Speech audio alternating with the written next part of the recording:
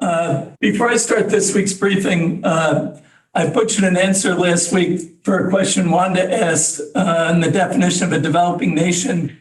And the reason for it is I confused myself as if I was a politician. And because there's several definitions of what a developing nation is, it's usually around per capita income relative to GDP or disposable income. But there are a couple definitions I'll just share. One is a sovereign state with a less developed industrial base and lower human development index relative to other countries. Another is where the average income is much lower than industrial nations, where the economy relies on few export crops and where farming is conducted. Where it matters, though, is in some of these organizations like the WTO or the IMF and the UN, and they all have somewhat different definitions, and some of them are not even using that any of the standard definitions anymore. For example, the WTO lets countries define themselves, and they can receive different benefits, including more favorable terms for debt repayments and fiscal reform time horizons than a developed nation would. So, Wanda, if you're on, I hope that helps, and we can jump into today's presentation. So I want to focus on the U.S. politics, and just to start with a fun fact, Mark, for you. This is the first election since 1976 without a Bush, Clinton, or Biden on the ballot, which I didn't realize until I saw that this morning. Over the last week, I've gotten quite a few calls about what a Trump portfolio would look like as if it was a given that he would win. And I think there were three reasons for that. It was Biden's tough performance with the debate, Trump's assassination attempt, and the enthusiasm that was generated around the post-RNC event. And then there was a lack of unity among the Democrats as to how to move forward following those two events. And then this weekend, apparently, the Lord came down and sent a message to President Biden that continuing was not the right thing. And he stepped aside and really focusing on his legacy, but also the impact on the whole party. So now we have a whole new ballgame that's in play. And I think this is going to be really interesting next 100 days. It changes the playbook for everyone. And I read an interesting article from Wolfgang Manchu, who is a really good economic writer this morning. And he had a quote that I think is perfect for these times. And he said, Socrates once said, I neither know nor I think I know. So whatever happens next that I tell you in the next 10 minutes, same with the polls, anything could change because nobody really knows how the voters are going to take off. And as we remember, the US, it comes down to a couple states and a couple counties in those states that'll determine the election. And I think the election's been really upended quite a bit as we go. So I'm going to share with you some statistics and some odds from some strategists that we follow and give you a sense of where we think things are going. So Andy LaPerriere at Piper Sandler put the election odds with Trump versus Harris, and this was as of yesterday with, as you can see, the numbers really want to focus on what happens for government overall. And I think the odds of a Democratic sweep are low. I think the odds for a divided government and a GOP sweep are pretty equal right now. I think that races that are toss-ups are the House and the White House. I think it's pretty clear that the popular vote will likely go the way it's gone for several elections, favoring the Democrats, but the Electoral College will be a different story, and that could be really close, and it's too soon to call. I think the House was one of the big worries for the Democrats as to would they lose everything, and the reason for that is their ability to hold the Senate or to have a majority in the Senate is not very good. According to Andy, the 7 races that are the most contested races, their odds of winning one of those 7 are low. And that would mean that if Harris is the candidate and for the Democrats, and she does win, she would be facing a likely a Republican Senate. But I think the focus for a lot of voters will be do we have a sweep or do we have a divided government? And given the extreme differences in policies between what a Trump administration or a Harris administration might look like, I think the markets might prefer a divided one to see where we go. But it is way too soon to call. But this is where we are as of today. Andy's had what a Trump portfolio would look like. So this is from Andy LaPerriere Cornerstone. And I really want to focus not on the companies or the industries, but really the issues of the sectors that are going to be impacted. And I think on the left side, the China tariffs is a big issue, which will affect a lot of companies. I think the debt and deficits are going to go up, particularly the deficits, given some of the policies that are being discussed. I think oil and gas, you'll see a lot more focus on drilling. I think the immigration issue of mass deportations is a lot tougher than people would think, because I don't think we have the people in government that could actually physically get that many people out of the country in a reasonable fashion. And I think, the views on ESG from the Republicans. So those are the issues on that side. Too soon for a Harris portfolio, but what the Biden Harris portfolio would have looked like would have been continuation of the green energy transition focus, the auto transition. How they look at financials is going to be quite interesting. Their view of biotech and pharma and how they lower healthcare costs and who pays for that, another issue. And then really the minimum wage and the labor agenda and what that does. And then obviously the Republicans would not be in favor of the SAFE Act or bringing Congress on board more, but Democrats more likely. So still a long way to go. And what's interesting is how the policies of both parties started to look not like the policies of the parties of the past. So I think we're going through a period where the Republican Party and the Democratic Party will have a new look coming out of this, and how long it lasts, we'll have to see. So I want to share some initial thoughts on Harris as the front runner and what it might mean. And this is a day old. When I did this presentation to get it to Mark, things had moved pretty fast in the afternoon. So I think she did a really nice job gathering support. And I think her first comments on Sunday that she was going to earn the delegates was a very smart approach from Harris, that she wasn't taking as that she was given because Biden gave her the endorsement, that she knew she would have to win votes to pull the party together. And she was doing that without four of the major figures of the Democratic Party weighing in favor of her being appointed rather than having an open contest. And that was Schumer, Jeffries, Pelosi, and former President Obama. And I think you've seen that Pelosi came on board yesterday. Schumer and Jeffries are, I didn't get their outcome of their meeting yesterday, but I think they'll get on board. I think Obama was pulling back because he views himself as the patriarch of the party and wanted to see if they did have a contested convention, that he would be the one to kind of moderate that and bring the party back together. But it looks now that Harris has secured the delegates, and it'll be very hard for anyone to step in at this point.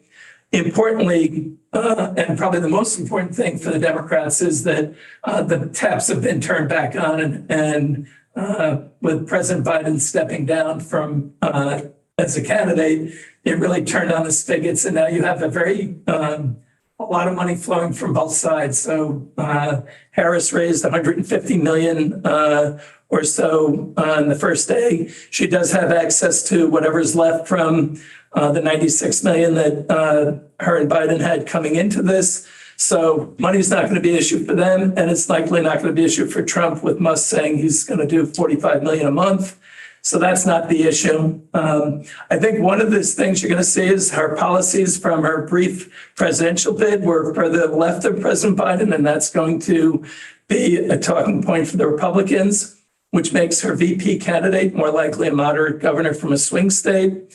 Obviously, Shapiro, Kelly, the governor from Kentucky, who I'm blanking on, and the governor of North Carolina are the likely ones. And a lot of people are very favorable towards the Pennsylvania one, which would be the one most likely to bring somebody along, as well as maybe an Ohio Sherrod Brown. So had to see there. And then obviously she wasn't in the Senate that long, and her foreign policy experience was really Biden's policies, not necessarily hers. And we'll talk more about that in a minute because she's starting to diverge a little bit in recent months away from that.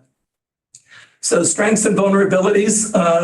She's a much younger candidate, which flipped the dialogue away from Trump being the younger one and Biden being vulnerable there to now Trump is the old guy and she's 59. So that's one issue. And she does have a very impressive history of firsts, in terms of being female and minorities. So I think those are things that will put some challenges for former President Trump and how he approaches her.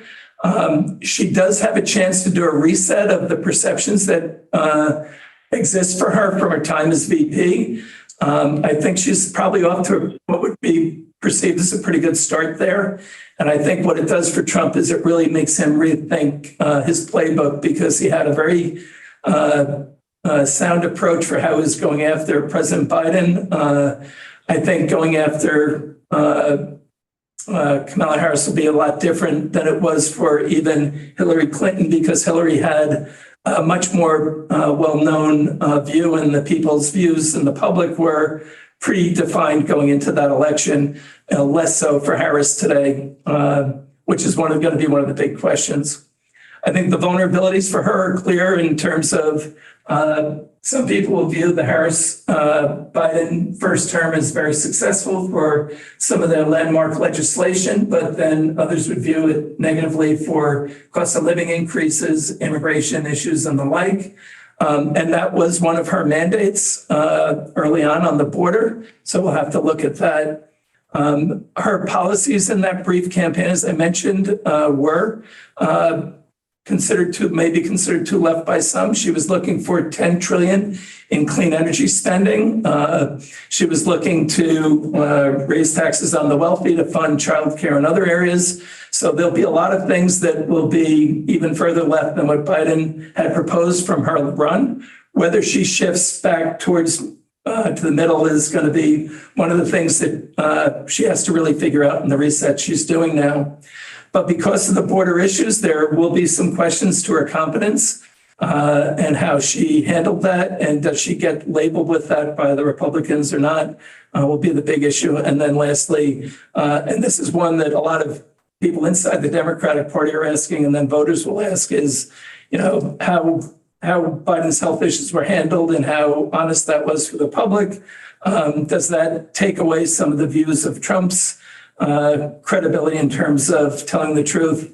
There seemed to be a big issue there. So I think we have some issues to consider, which then gets to what are the policies going to be. And it's too soon to really know what the impact of policy would be for Kamala Harris as she moves into this. But there are certain things that you can think the Democrats are already on the path for, which was really looking at the tariffs on China. That is one of the areas. Ironically, one of the big areas that will be is what's the Fed's role in this. And President Trump, former President Trump, was out suggesting that Powell should not lower rates until after the election because it would be political, which in and of itself is political to say because it's not what the Fed should be doing with independence and all. But it's also important to note that when Powell was originally nominated, Harris was one of 13 Democrats that didn't approve his nomination. So it's not like she's fully on board with the Powell as the head of the Fed. So I think you can be pretty sure that because President Trump said he might fire him to begin with, and if Powell does the right thing, which may be that he raises rates in September, that would put Trump against him. So I think Powell's going to do the right thing, but I think we may have a different head of the Fed at the end of his term. I don't think Trump would get rid of him unless Powell decided to resign before his term ended. So I think we're going to be looking at where we go. The market's priced in almost 198% rate cuts in September. I wanted to look at the probabilities for December.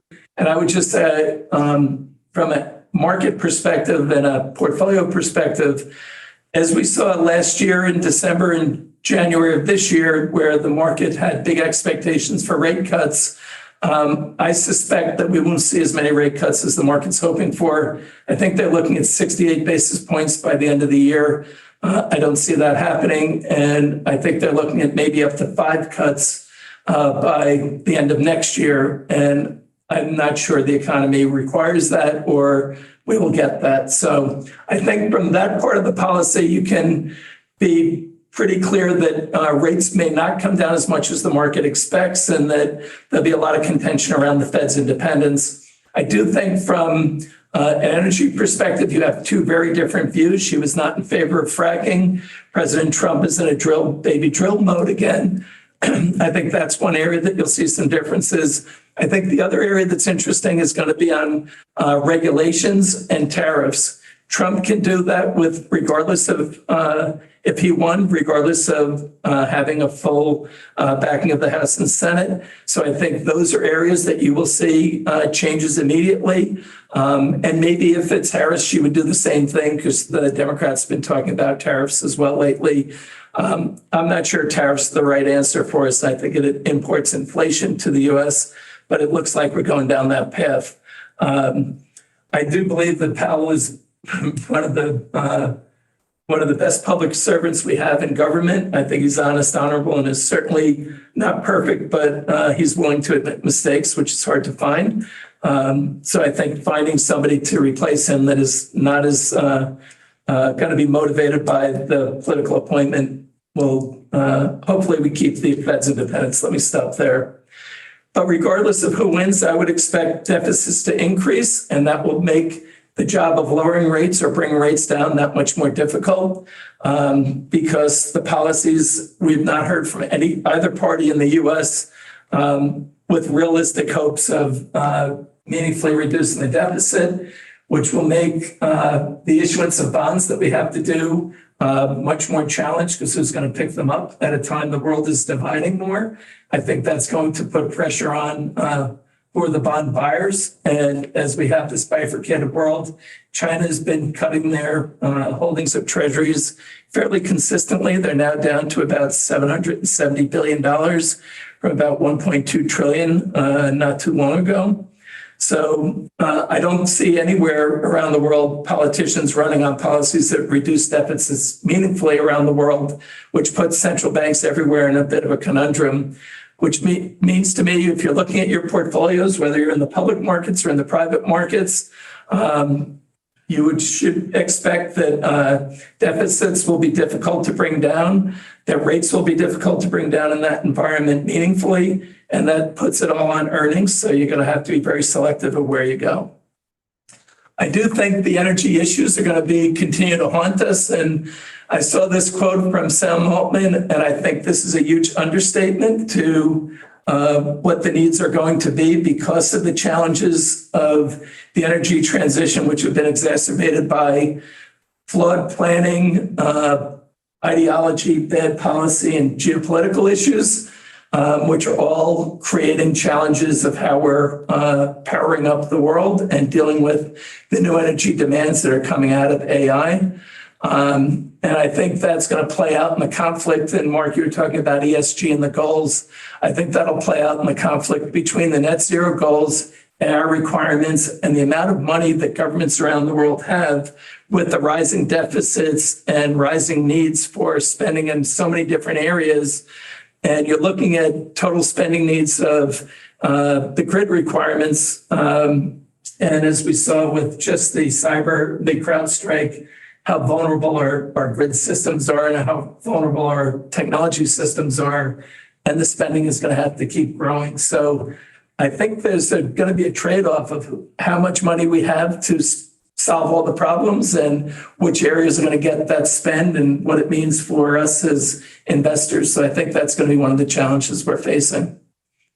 So wrapping up, because there's a lot we don't know. I think the economy, U.S. economy continues to remain strong. The IMF has increased world economy numbers a little bit. Inflation is slowing, but uncertainty is growing. So, And some of the policies that have been put in place that have helped bring down inflation, because the elections around the world are going to be maybe reversing or mitigating some of the decline. And even some of the policies that both parties in the US have are both deflationary on one hand and inflationary on the other. So I think that central banks are going to have to be careful about how they play this, because they spent a lot of bullets over the last 15 years.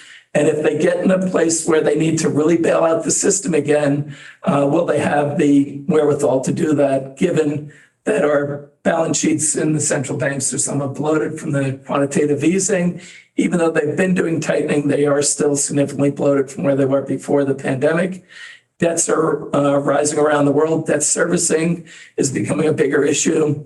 Tariffs continue to be a bigger issue. And even the terms of trade, because of the problems we have with shipping right now, that's another thing that's weighing on inflationary pressures. So for us, it comes back to strong balance sheets, free cash flow, because the people who are going to win are going to be the ones who can spend to improve productivity. And I would just add the policies that China's putting out are from their planning meeting seem to favor a continuation of China being the manufacturer to the world, not rebalancing their economy to be more consumer driven, which could put more pressures on global trade and even more emphasis on tariffs. And that imbalance of the Chinese economy could be one of the things that weighs very heavily on geopolitical and economic pressures as we see moving forward. We were in an oversold position, in overbought position on some of the U.S. equity market that's eased its way through. Now we're going to see, do we need to reverse that, and where do we go from here? I think the next 2 months in the U.S. will be, and globally, will be a bit of a challenge until we get through the election. But I still think the fundamentals of the U.S. market will have us bouncing around and rallying back up into the fourth quarter. I don't see rates coming down significantly. I see them coming down some, but even on Fed rate cuts, I don't think it moves the long end that much. We've had a bunch of moves interim this year of 30 basis points up or down. I think we can still see that kind of short-term volatility, but I'm hard to see how we get rates significantly lower, even with Fed cuts on the long end. So, Mark, I'm going to stop there and open it up for comments and discussion. And remember what I started with from Socrates. I neither know or think I know a lot of these. I'm only suspecting what I think will happen on a probability basis. Yeah. All I know is that I don't know anything. Questions, comments?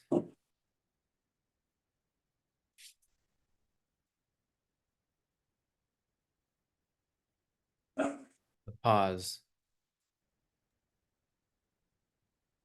So much happened since I wrote this, Mark, that a lot of it was not new news. So the news flow is fast and furious here. Yeah. I'm curious when the next debate would be. I think that's going to be very interesting. I think there's a discussion that they're not going to change the date that they had for the second debate. Was sometime September 17th, I think, somewhere around there. But I'm not 100% sure. Michael Hammer, you got a question? Stephen, I'm curious about your last point on your last slide about the S&P 500. So if August and September are going to be challenging and you're predicting a rally in Q4, where do you see the S&P ending the year? And will it be, excuse me, the 7 leading the charge, or will it be more broad-based? I think it's broadening out, and then the projections really are consistent where people have been thinking for most of the year, between 56, 5,700 and as high as 6,100 are where people are, the street estimates are. I think we're going to bounce around. I don't see what would really take us down a lot in the near term, but we had a 20%, almost 20% move in the first half of the year. So we were due for a reasonable pullback of 5 to 10%. We've had a number of them over the last couple of years. So that's kind of been the normal course when we've had these big short-term moves. And then you have these throw-ins of uncertainty. But I do expect that the rate cut, whether it's in September, there's a meeting the day after the election, I think November 7th for the Fed, or December, and any one of those would be live. And if you did the September one, I think that would be the thing that starts the move back up. And that could be the push, all you need to do. I also think earnings are going to be surprising to people. The early returns on this quarter were averaging 9% earnings improvement, which could go as high as 10 to 12%. And I just think that the spending that's going on, both by the federal government, the state and local governments, and corporate CapEx continue. And the areas that have done well will continue to do well. I do think if the Fed cuts even a little bit, you will see a continuing broadening out. We've seen a move up in small caps, but I don't see how you write off the FANGs because they have so much money that they can either pull back spending on some of their future initiatives, like you saw Meta do last year, where they made it the year of efficiency. They have money that they could pull in and still produce outsized returns. I think they're going to be under a lot of pressure for antitrust from either party, because Vance has been supportive of antitrust, but Goldman came out with a very interesting sum of the parts assessment on a breakup of Alphabet. And if you're an investor in Alphabet, you would have been fine with taking it either way. So as altogether or broken up. So I think you will see a broadening out, but I think the FANGs will still be a big driver for the economy going forward. I don't know. Somehow I had the subconscious that Messi was joining our Zoom, but actually Adam Blacko. The symbol of Spanish football.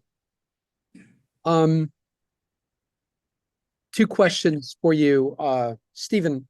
The first, are you still bullish on defense stocks, regardless of the administration, whether it's Trump or Harris?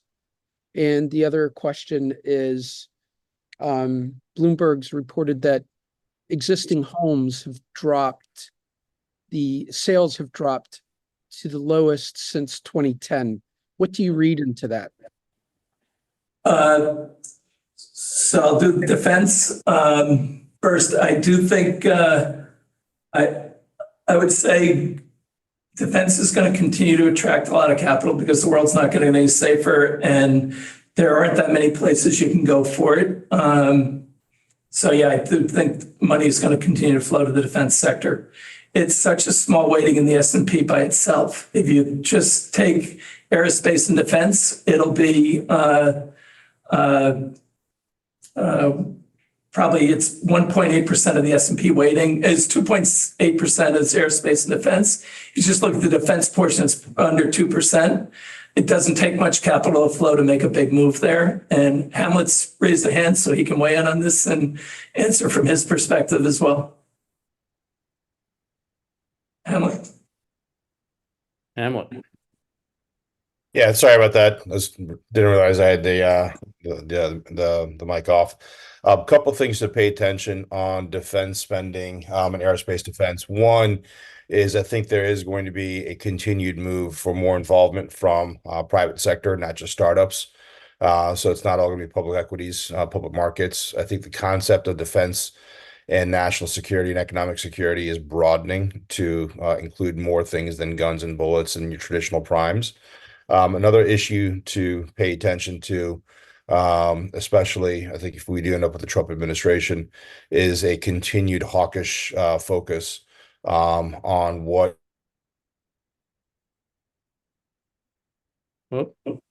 No.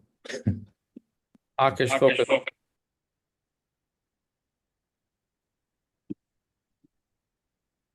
Sure, he'll come back. The deep state cut him off.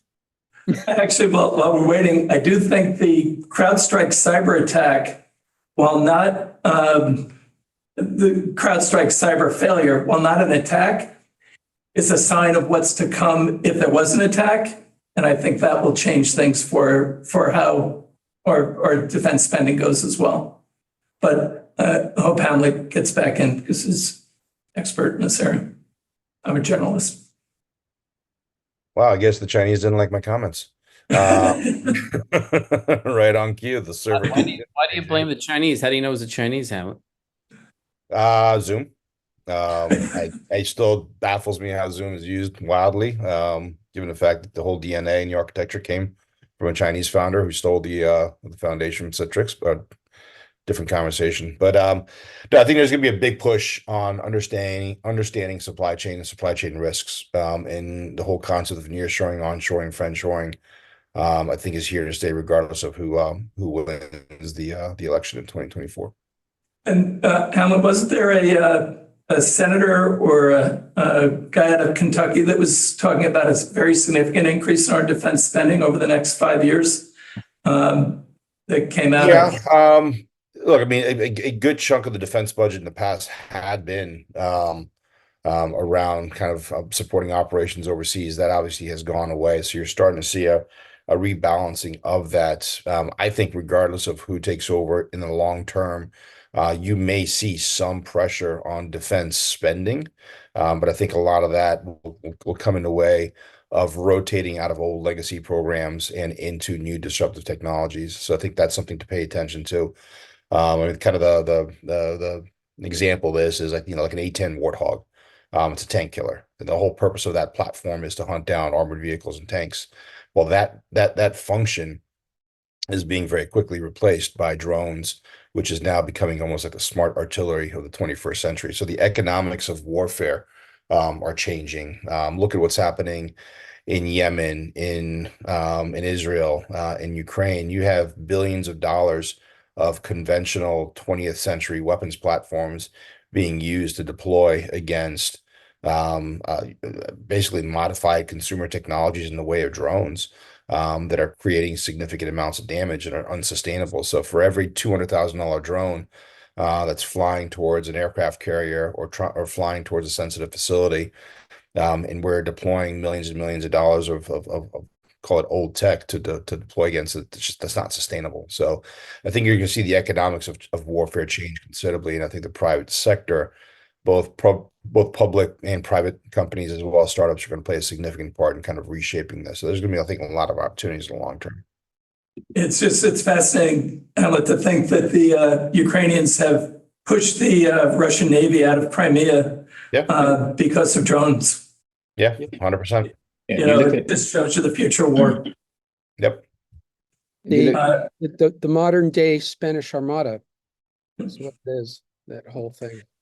And to your second question on existing home sales, I think we're dealing with the fallout of the pandemic still in terms of the inflated home prices that we had because of the shift in behavior and the supply and demand imbalance, and also the shift of where people are living. So I think we go through, housing goes through its own cycles, and I think that's just kind of normal economics with rates shifting and the other shifts that we're seeing. I don't think it's I think the economy is managing pretty well. Speaking of shipping, I was listening to a podcast, and you probably appreciate this, Hamlet. Our U.S. flag, our armada, is dwindled.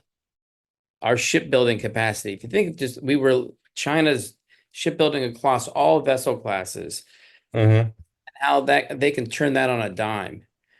And another bipartisan bill is going through, and then of course you need qualified person, all of this. And we're talking about semiconductors on the pivot. That's another area that takes a long time to rebuild. So another one to keep an eye out for. Yeah.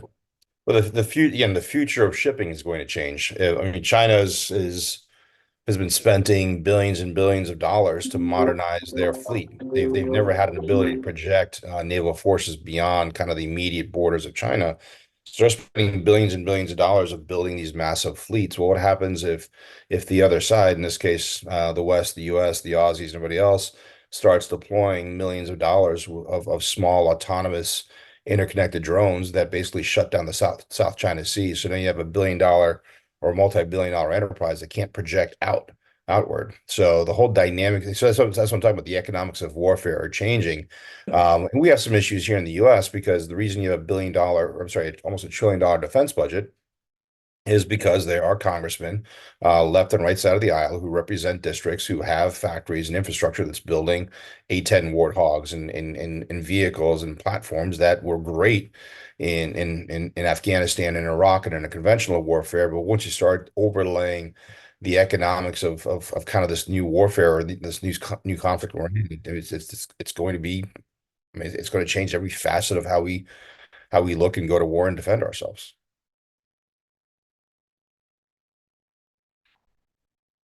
Every single briefing comes back to China. Yeah. You look at the Silicon Valley investment in defense, it's gone way up in the last 2 years. Silicon Valley, I mean, look at companies like Anduril, by Palmer Luckey. I mean, Silicon Valley typically attacks the easiest industries first, like digital media and so forth. Then it goes into regulated markets like fintech and health tech. And one of the hardest markets is to crack into the oligopoly of the US defense spending. But it's happened because of the Russia invasion. Yeah. And I think that's going to be a huge difference over the next decade. Caveat emptor, though, I completely agree with you. We've been deploying and raising in this space for almost 6 years now, going on 7 years, focusing on early stage defense investing. We were out in Silicon Valley throughout the late tens, pre-COVID, talking about this, and for the most part, it fell on deaf ears because you had a lot of Silicon Valley VCs that have exposure to China, both in terms of investment and capital. So you're starting to see a significant effort from the Defense Department as well as our allied countries in looking at what VC funds have exposure in terms of capital and investments, particularly in adversarial countries like Russia and China. But also, yes, Silicon Valley follows trends and opportunities. I can name you on probably one hand, maybe two hands, the number of real VC funds out there, both that are defense focused and non-defense focused, who have real access to deal flow, who understand this space. And I think you hit the point straight on. There is an oligopoly, so you've got to understand how to navigate the state and the apparatus to understand where true deal flow is. But you got funds coming into the space who don't know what they're doing. 2 years ago, they were generalists. 2 years ago, they were doing crypto and blockchain and Web3, and before that, they were nano or social media or another delivery app. They're clueless. They're going to bid up companies and deals that aren't going to go anywhere. They aren't going to get any contracts. They're going to throw a couple of generals on their deck and raise a ton of money and go absolutely nowhere. So yes, it's going to be a very exciting, very vibrant opportunity. But caveat emptor, make sure you're partnering with the right folks. So Hamlet, basically you're saying they're fad chasers. Some are 100%. Some are. They're not good VCs. They're making 10 bets, hoping to get 2 or 3 right. That's just that's worse than being a weatherman or an average baseball player. I mean, that's not a good business model. I don't understand that. I'm an average baseball player. What do you You're not Hall of Fame, I'm below average. So you're going to That's be why you're in finance, not in the MLB. No, I think the venture tourists, I'm sure they'll dual use. Everything was fintech 5 years ago. Everything's moving dual use. I mean, we were spending time in Silicon Valley. We got some we're looking for, what Hamlet does, if you don't know, is he's both a fund of funds. So he's got that intelligence all in this space. And then he's got he does co-investments and the best deals. So it's a great model.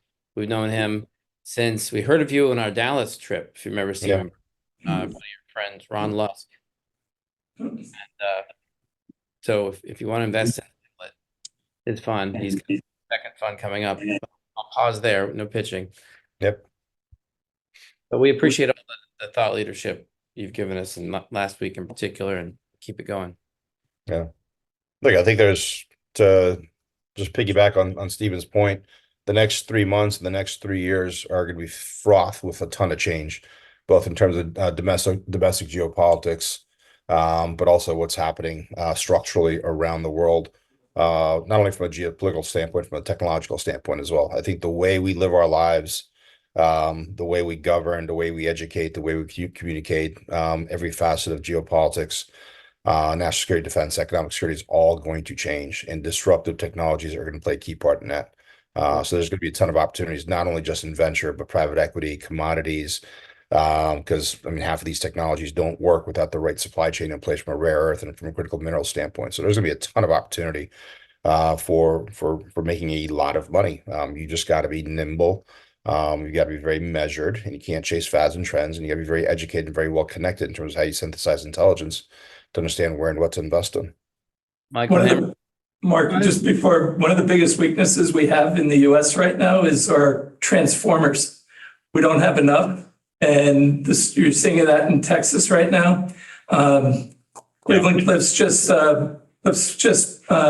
announced an opening of a plant in West Virginia to start building transformers. And the quote from the people involved in that is that we're already behind. We'll be behind for the next several years. And if we get a hit in the interim from foreign activity, we will be in a real big bad way for a while. We're not even close to that. We have to ramp up not just the obvious defense stuff, but we have to raise our security of our infrastructure system in a way that we haven't even really started to spend on. Yep. So I was just going to jump in. One of the things that you really didn't say, and you can't really watch out for them, are the black swan events, right? So Israel bombing the port in Yemen, what are the implications of that? China and the Philippines reaching some agreement, but nobody knows what the agreement actually is, right? So there's a lot of moving parts and pieces that all of a sudden can spin into something much larger. So we live in interesting times. Yeah, the territorial claim map for the South China Sea, what each country believes is theirs, when you overlay them all on top of each other, is a fascinating thing to see. They're all in everyone's territory, which is the big conflict out there now.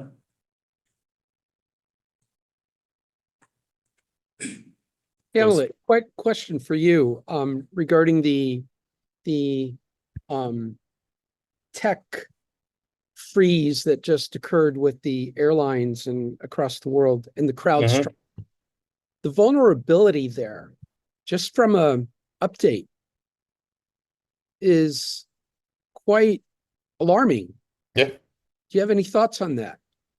I mean, right now it looks like gross human error, obviously, but when you have you have multiple industries reliant on one provider, and one provider goes sideways, that's an issue. So this kind of overlays back into what we were saying earlier. If you're looking at a potential for black swans or a greater conflict elsewhere, these are all critical nodes. So when we say when I say this and Stephen says this, somebody else says this, that the area of defense spending is going to pick up, we're not just talking about guns and bullets.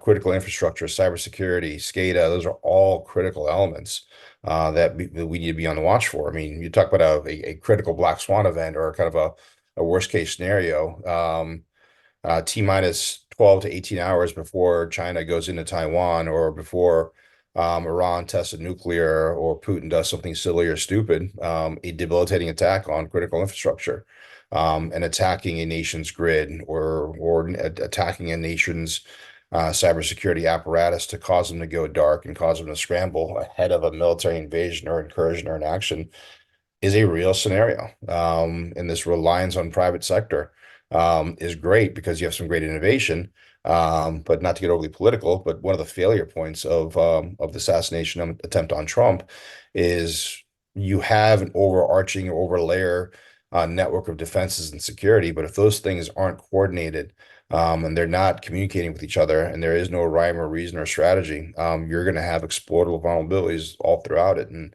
same thing, I think, goes to critical infrastructure. So I just have to jump in after those comments, Hamlet. So a few years back, I was at an Air Force Fusion event, and the main sponsor was Verizon, and they were pushing 5G, not necessarily the wireless part, but the backbone part. And one of the things they were pushing was, oh, it's a software-defined network. Mhm. And my immediate thought was, you're blending military and civilian implementations, which means that the civilian part is just as much a target as the military part. Mhm. And two, because I red team a lot, okay, so I attack the infrastructure that supports the software defined networks, and I don't care if there's collateral damage. It's actually to my benefit. So a lot of this dual use technology where it's actually mixed operationally Mhm. creates interesting scenarios in terms of the impacts on civilian populations. Yeah. It creates more vulnerability and just look, I think cybersecurity overall is going to go through a demonstrable change especially as quantum encryption and quantum based cybersecurity becomes more of a thing.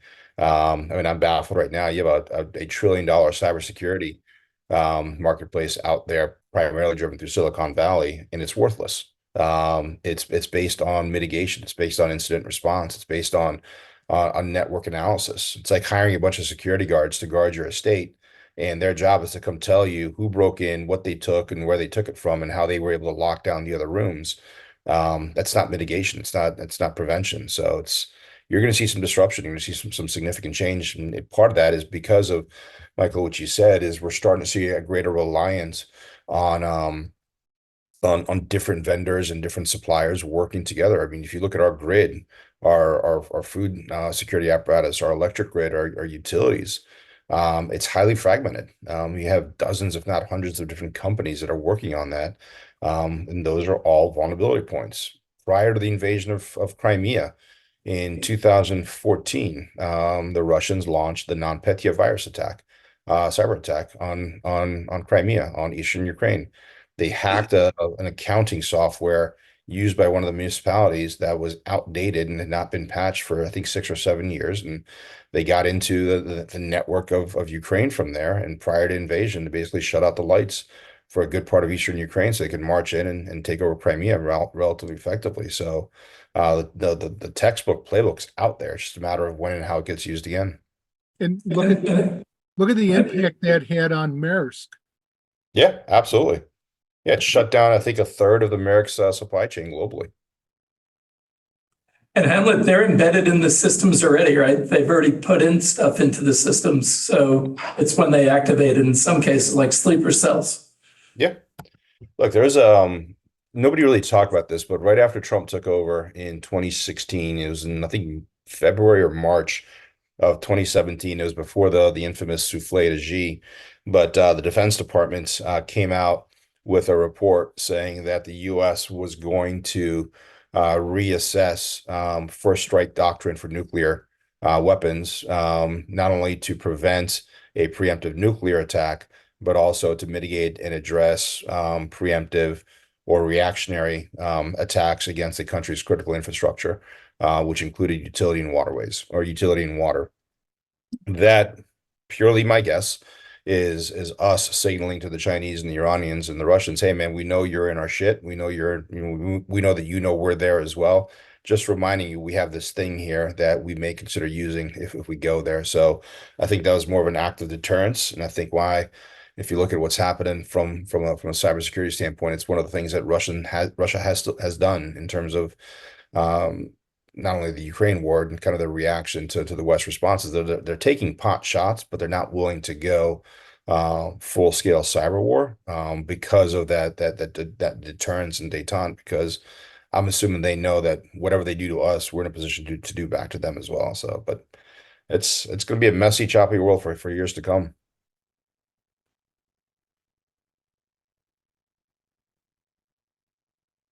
Miriana. Are you on the same subject? I'm guessing it's a different subject. Yes, I am. Yes, I am. So I thought would be good to have a panel discussion on this in London. I am seeing former head of UK Special Forces, Freudian slip, next week, and we are collaborating for my project as well. But he just exited Special Forces end of last year. So I thought to bring American side, UK side together and create some very meaningful discussions around this, especially defense and what's going on, cyber attacks as well, and everything that is related to the theme.